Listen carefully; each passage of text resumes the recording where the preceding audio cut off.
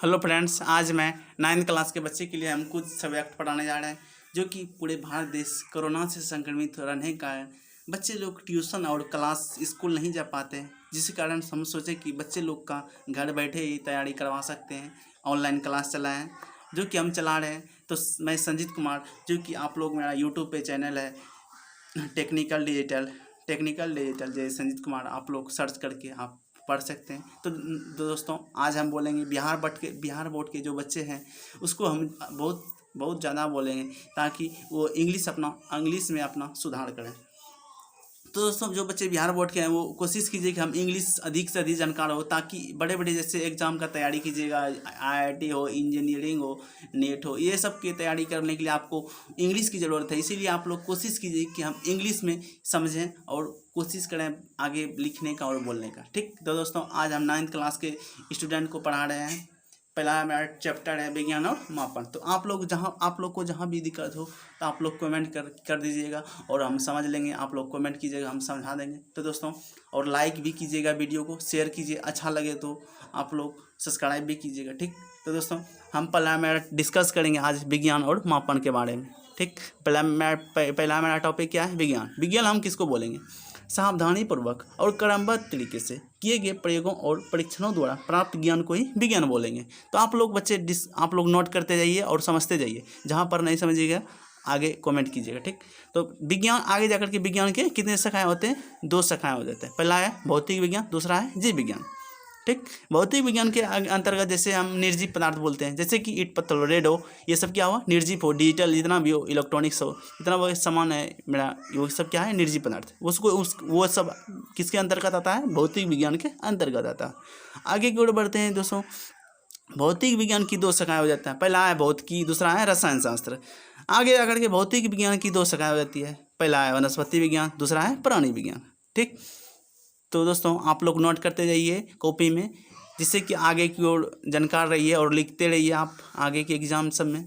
तो दोस्तों, आगे हम आते हैं मापन, मेजरिंग मतलब मेजर करते हैं कोई भी चीज़ को, हम मेजरिंग करते हैं, मापते हैं, मापन करते हैं। ठीक, तो पहला हम इसको जानने के लिए हम पहले सीखते हैं मात्रक। मात्रक क्या होता है? मात्रक हम उसको बोलेंगे किसी भी राशि की माप के लिए कुछ मानक मापों की आवश्यकता होती है, उस राशि को ही मात्रक कहते हैं, मतलब उस राशि को ही यूनिट कहते हैं। इसका इंग्लिश क्या होता है? मात्रक का यूनिट होता है। मात्रक का इंग्लिश यूनिट आप लोग देख रहे हैं। ठीक, तो दोस्तों, आगे की ओर हम बढ़ते हैं। भौतिक राशि। भौतिक राशि किसे कहते हैं? ठीक, भौतिक राशि किसे कहते हैं?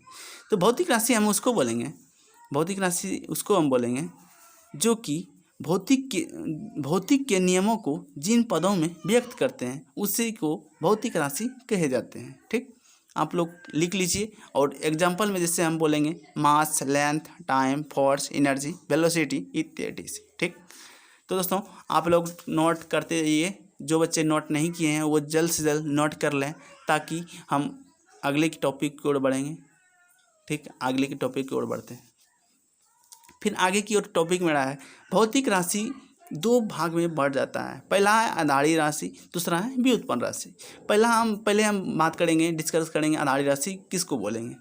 आधारी राशि उसी को बोलेंगे, वैसे राशि जो स्वतंत्र रूप से मानी जाती है उसी को बोलेंगे आधारी राशि। जैसे कि एग्जांपल में आप लोग देख लीजिए मास, टाइम, लेंथ, ईटीसी, ये सब क्या हुआ? आधारी राशि का एग्जाम्पल हुआ। ये सब क्या हुआ? आधारी राशि का एग्जाम्पल हुआ। आगे की ओर बढ़ते हैं। व्युत्पन्न राशि हम किसको बोलेंगे?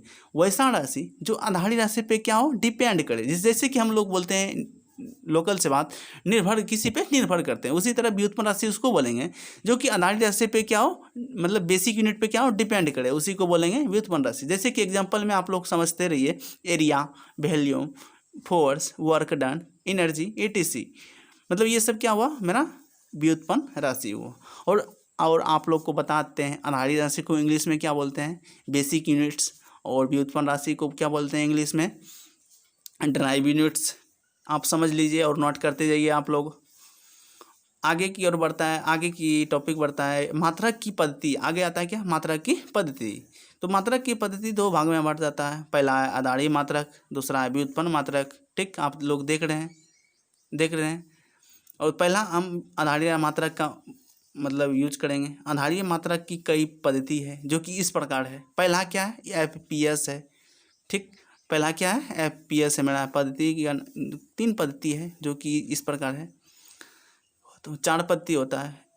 पहला हम बोलेंगे एफपीएस, इसका फुल फॉर्म बताते जाएंगे हम, आप लोग कॉपी में नोट करते जाइए और उतारते जाइए। पहला क्या है, फुट, पी में पाउंड, एस में सेकेंड, फुट पाउंड सेकेंड। इसका एफपीएस का फुल फॉर्म क्या हो, फुट पाउंड सेकेंड। और एफपीएस जो है ना, ब्रिटिश ब्रिटिश जो है इसका यूज करता है। एफपीएस का हम इंडियन यूज नहीं करते हैं। कौन करता है, ब्रिटिश करता है। और आगे जाता है सीजीएस। सीजीएस का एसआई यूनिट होता है। सीजीएस मतलब इसका फुल फॉर्म होता है सेंटीमीटर ग्राम सेकेंड। और सीजीएस का हम यूज कौन देश, इंडियन नहीं करते, इंडियन भी सीजीएस का यूज नहीं करते हैं। ये कौन करता है, ये फ्रांस रूस सब करता है सीजीएस का उपयोग। ठीक, और फिर आगे आता है जो कि हम भारत देश में यूज करते हैं, जो कि तीसरा है MKS, मीटर किलोग्राम सेकेंड, जो कि इंडियन और अमेरिकन भी यूज करते हैं MKS। आप लोग समझते रहिए और लिख लीजिए सबका फुल फॉर्म और समझ लीजिए कौन कौन से देश उपयोग करते हैं, ताकि आगे चल के आपको दिक्कत ना हो। तो दोस्तों आगे एक और ही एक आधारीय मात्रक है पद्धति, एक और है एसआई, जो कि आप लोग आगे 11th में पढ़िएगा। तो जान लीजिए 4 पद्धति है, एक एसआई भी है। ठीक, जान लीजिए। फिर आगे चल के आता है, फिर हम आधारित राशि को उनके एसआई मात्रक और आधारित राशि कितने होते हैं, हम ये आप लोग को आज हम डिस्कस करेंगे कि आधारित राशि कितने होते हैं, 7 होते हैं। आधारित राशि कितने होते हैं, 7 होते हैं। उनको 7 का हम नाम बता रहे हैं। आप लोग कॉपी में नोट कर लीजिए पहले, उसके बाद हम समझाएंगे। तो कॉपी में नोट कर लिए, चलिए आगे बढ़ते हैं। पहला है मेरा लेंथ, मतलब लंबाई। लंबाई क्या है, लंबाई का एसआई मात्रक क्या होता है, मीटर, जो कि संकेत इसका क्या होता है, एम। फिर दूसरा क्या है, टाइम, समय, उसको इसका एसआई मात्रक सेकेंड, इसको किससे करते हैं डिनोट, एस से। आगे आता है विद्युत धारा, एम्पियर, इसका एसआई मात्रक, इसको ए से डिनोट करते हैं। ताप, इसका एसआई मात्रक केल्विन, इसको के से करते हैं। ज्योति तीव्रता, कैंडेला, CD से करते हैं। पदार्थ का परिणाम, इसको मोल, इसका एसआई यूनिट मोल है, इसको डिनोट MAL से करते हैं। आगे आता है संपूरक कोण। संपूरक कोण का क्या क्या एसआई मात्रक होता है। तो दोस्तों संपूरक कोण कितने होते हैं, 2 होता है। सप्लीमेंट्री यूनिट संपूरक कोण कितने होते हैं, 2 होते हैं संपूरक। पहला क्या है, समतल कोण, क्या है, समतल कोण। दूसरा घन कोण। ठीक, इसका क्या होता है समतल कोण का इंग्लिश क्या होता है इसका, आप लोग को इंग्लिश भी कोशिश करेंगे, आप लोग पढ़ते जाइए। इस समतल कोण का होता है प्लेन एंगल, क्या, प्लेन एंगल। और घन कोण का क्या होता है, घन कोण का आता है सॉलिड एंगल। आप लोग इंग्लिश में भी सुनते रहिए और समझते रहिए। समतल कोण का ऐसा यूनिट क्या होता है, रेडियन, जिससे कि संकेत इसका RAD होता है। घन कोण का ऐसा मात्रक स्टेरेडियन, जिसका कि संकेत SR होता है। आप लोग कॉपी में डिनोटेट करते जाइए, नोट करते जाइए। और आप लोग जहाँ पर नहीं समझे तो कमेंट कीजिएगा दोस्त, ताकि हम आपको जानकार और से और दें। तो दोस्तों आगे आता है मानक एसआई मात्रक, जो है आगे चल के मानक एसआई मात्रक कुछ आते हैं, जो कि हम लोग का यूज है, हमको यूज है। जैसे कि मेरा मिली है, मिली में M होता है इसका संकेत, इसको अंश कितना होता है 10⁻³ माइक्रो हुआ, नैनो हुआ। हमको जो है ना मानक एसआई मात्रक कितने होते हैं, 12 है। अभी के 9th में पढ़िएगा आप लोग, 12 माइक्रो है, मिली है, नैनो है, पिको, फेमटो, एटो, किलो, मेगा, जीगा, टेरा, पेटा, एक्सा। ठीक, इसका देख लीजिए आप संकेत आप लोग देख लीजिए क्या क्या संकेत होता है, देखते जाइए। और इसका किससे, और इसका अंश क्या क्या होता है, ये सबसे इम्पोर्टेंट है ये। और ये भी इम्पोर्टेंट, सब मतलब जितना हम पढ़ाते जा रहे हैं सब क्या है इम्पोर्टेंट, आगे चल के आपका यूज है। और फिर अगले आप उतार लीजिए, अगले टॉपिक की ओर बढ़ते हैं। आगे आता है डेंसिटी। डेंसिटी क्या होता है, डेंसिटी से हम क्या समझते हैं, डेंसिटी इसका घनत्व, जिससे हम बोलते हैं घनत्व। घनत्व किसे कहते हैं, किसी पदार्थ के द्रव्यमान और आयतन के अनुपात को ही घनत्व बोलते हैं। क्या बोलते हैं, मतलब द्रव्यमान और आयतन का अनुपात को डेंसिटी बोलते हैं, जिसे हम डिनोट किससे करते हैं, D से। और इसका एसआई मात्रक क्या होता है, kg/m³। ठीक, और आगे घनत्व बराबर हम बता रहे हैं, अभी परिभाषा से पता चलता है इसका सूत्र क्या होता है। मतलब द्रव्यमान और आयतन का रेशियो होता है, जैसे कि द्रव्यमान का एसआई मात्रक kg और आयतन का एसआई यूनिट m², और दोनों घनत्व का एसआई मात्रक क्या हो गया, kg/m³। तो दोस्तों आप नोट कर लीजिए कॉपी में। आगे चलता है दाब। दाब आप लोग समझते होंगे। दाब, दाब क्या होता है? दाब उसको बोलेंगे प्रति एकांक क्षेत्रफल पर लिखते जाइए, हम जो बोल रहे हैं, प्रति एकांक क्षेत्रफल पर लगने वाले बल को दाब कहते हैं। प्रति एकांक क्षेत्रफल पर लगने वाले बल को दाब कहते हैं। जिससे देखिए आप लोग, दाब बराबर सूत्र क्या होता है? बल बटे क्षेत्रफल। क्या? बल बटे क्षेत्रफल। और इसका एसआई मात्रक क्या होता है? पास्कल होता है। इसका एसआई मात्रक पास्कल, जो कि 1 पास्कल बराबर कितना होता है? 1 न्यूटन प्रति मीटर स्क्वायर। 1 पास्कल बराबर 1 न्यूटन प्रति मीटर स्क्वायर। और ताप का एसआई मात्रक क्या होता है? केल्विन, जिसे डिनोट करते हैं के से। और आगे की ओर बढ़ते हैं कि 0 डिग्री सेल्सियस बराबर केल्विन, मतलब 0 डिग्री सेल्सियस।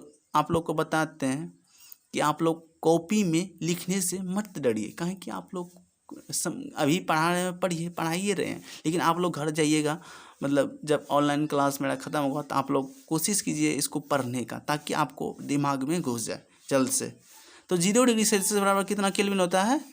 273 केल्विन। और 100 डिग्री सेल्सियस बराबर कितना केल्विन होता है?